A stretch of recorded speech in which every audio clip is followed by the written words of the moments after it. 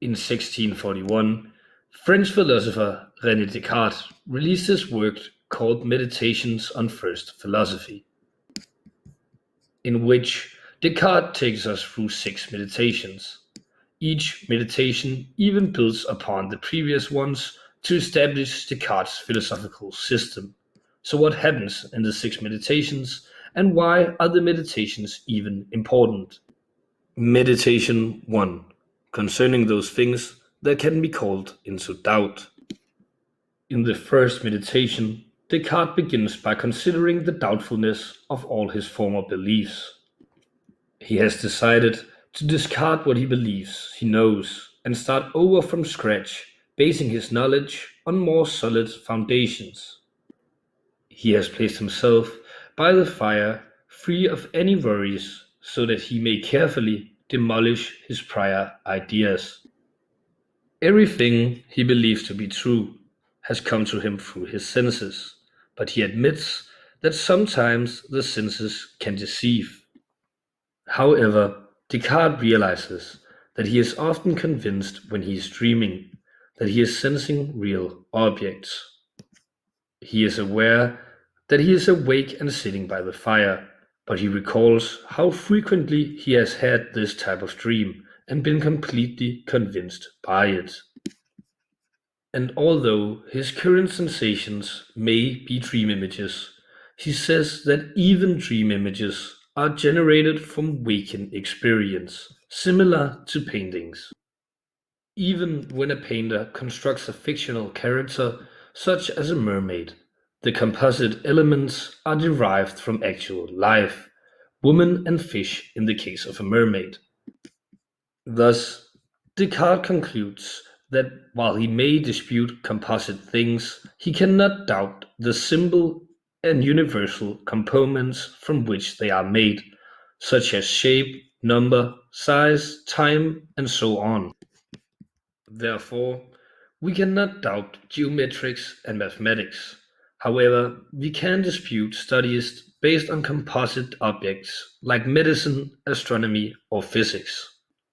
But upon further thinking, Descartes realizes that even simple things like geometry and math can also be doubted, mainly because of the possibility of an omnipotent God who could lead him into believing the most basic ideas. Descartes then reflects upon the concept of God. Someone might argue that because God is supremely good, he wouldn't make Descartes believe false things. But this reasoning would also mean God wouldn't let Descartes be deceived about anything at all, which is obviously not true, because people do get deceived. And if there is no God, then the chance of being deceived is even higher. This is because our senses wouldn't have been created by a perfect being, making them more likely to be unreliable. Even though he is trying, Descartes then finds it really hard to stop his usual beliefs from creeping into his mind. So, he decides to act as if these beliefs are completely false and made up to counteract his usual way of thinking. He imagines that not God, but an evil demon is tricking him, making everything he believes false. By doubting everything, he aims to avoid being misled by the demon. Before going to sleep, Descartes lets himself think about his old beliefs again. He is afraid that if he doesn't, he will wake up feeling confused and lost. So he allows himself to continue believing these tempting falsehoods for now. This leads us on to the second meditation, concerning the nature of the human mind, that the mind is more known than the body. In this second meditation, Descartes lays out a pattern of thoughts in response to his pre existing doubts from the first meditation. He identifies 5 steps in the theory. Number 1. We can only enter the world of our own ideas, while we can only indirectly access the outside world. And number 2. All of the mental contents, perceptions, images, memories, Thoughts, beliefs, intents, decisions, etc., are considered to be included in these notions. Number three, ideas and the things they represent are separate from each other. And four, the things that are represented are frequently external to the mind. And number five, it is possible for these ideas to constitute either accurate or false representations. According to Descartes, this representational theory separates the mind and the outside world, requiring the creation of a bridge to traverse the gap and offer solid proof for the idea's accurate depiction of the outside world. Here, Descartes discovers something that cannot be doubted: his own existence as a thinking being. This is encapsulated in the famous phrase "cogito ergo sum," or "I think, therefore I am." Now that he's sure of his own existence, Descartes starts reflecting upon the concept of the I. He then uses wax as an example, because the color, texture, and shape of wax can all change while the material remains wax.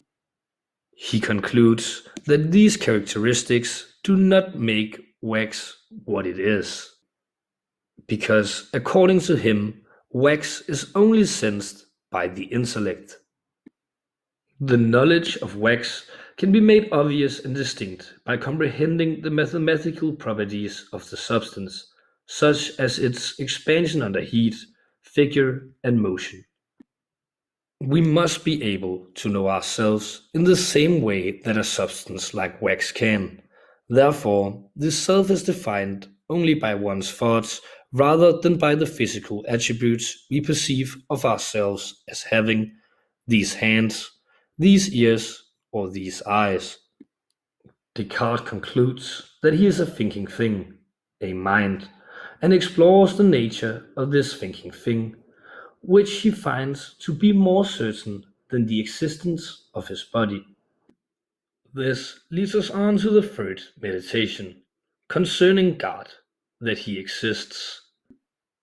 In the third meditation, Descartes proposes that there are three types of ideas. The first being innate ideas that are and always have been within us. The second being fictitious ideas that come from our imaginations. And the third, adventitious ideas that come from our experience of the world. Descartes then explains why God must be an innate idea. He does so using two different arguments. Argument 1. Something cannot come from nothing. Therefore, everything must come from something, including ideas. An idea of God exists within me. The objective reality of this concept is endless. Since I am not an endless, flawless being, I cannot be the source of this thought. My formal reality is insufficient because my senses can derive me. Such a notion could only arise from an infinite, perfect being. Therefore, God, an entity who possesses infinite formal reality, must exist. A good, kind being is an entirely ideal entity. Therefore, God is kind. Therefore, God would neither trick me nor allow me to make mistakes without providing me with a means of fixing them. On to argument 2. I exist. My existence must have a cause, and the only possible ultimate causes are myself. But if I had created myself, I would have made myself perfect. Me always having existed. But if I am a dependent being, I need to be continually sustained by another. My parents, but this leads to an infinite regress. Then maybe something less perfect than God. But the idea of perfection which exists in me cannot have originated from a non-perfect being, and therefore God must exist. Now, let's take a quick break to follow up on what we've learned so far. Senses can cheat you. Therefore, we should question everything. There are two exceptions. the I exist, and God exists. These, however, leads us on to another problem. If God is perfectly good and the source of all that is, how is there room for error or falsehood? This leads us on to the fourth meditation, concerning the true and the false. Descartes' argument starting point follows the great chain of being in which God is perfect and at the top. On the opposite side of the scale is complete nothingness, which is the most evil state possible. Therefore, humans must be an intermediary between the two.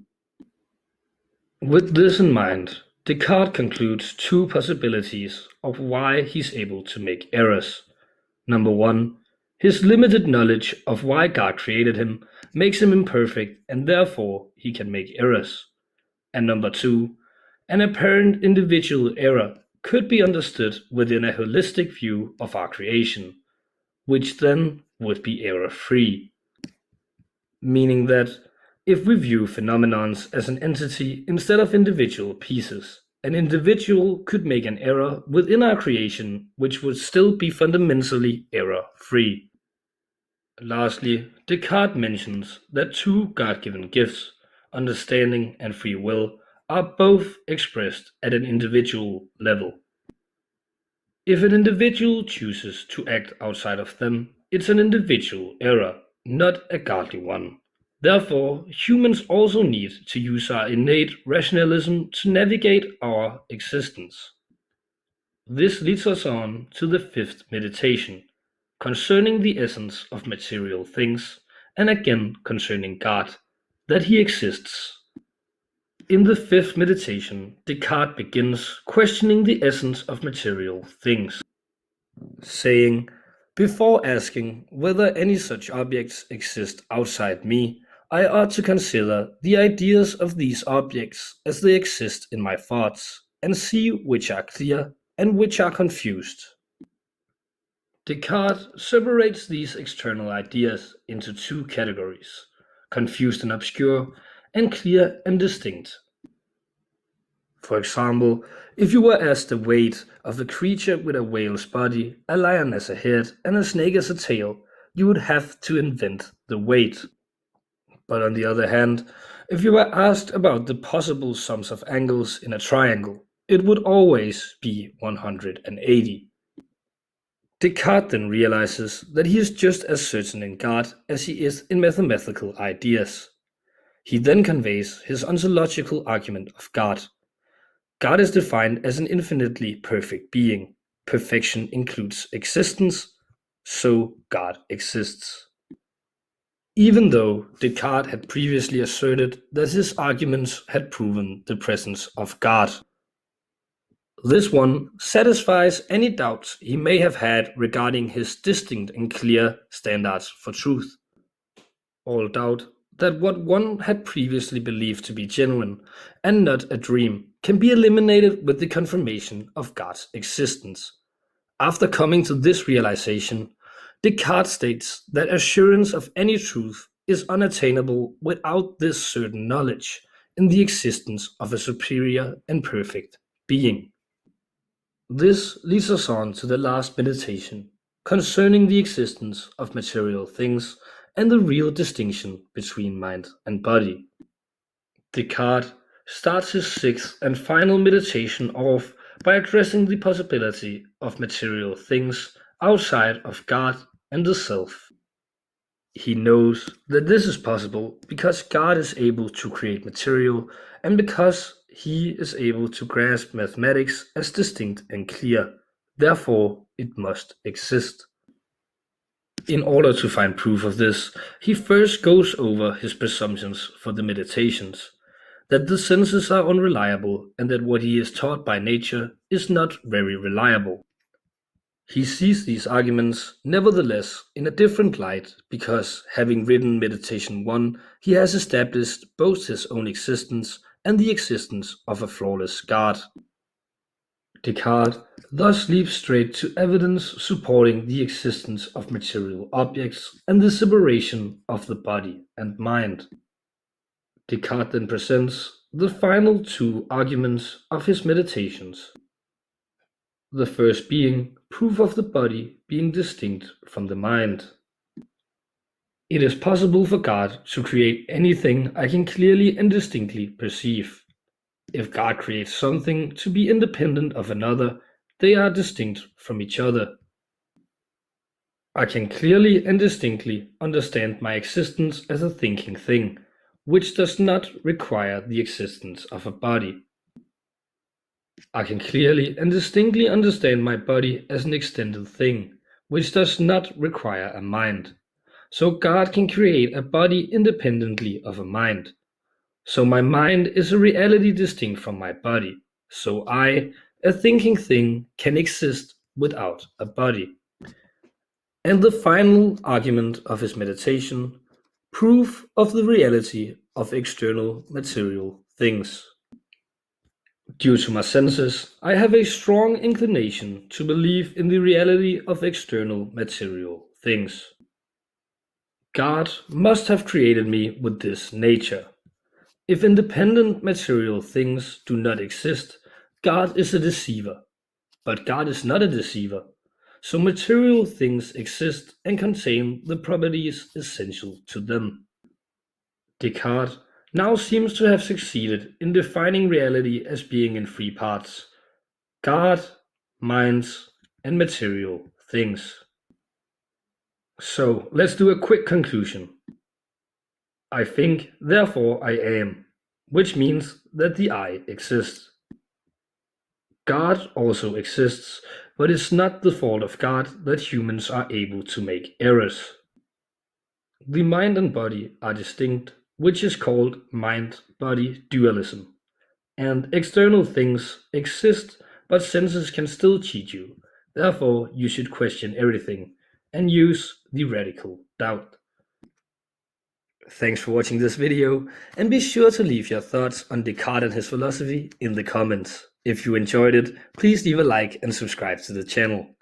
See you next time.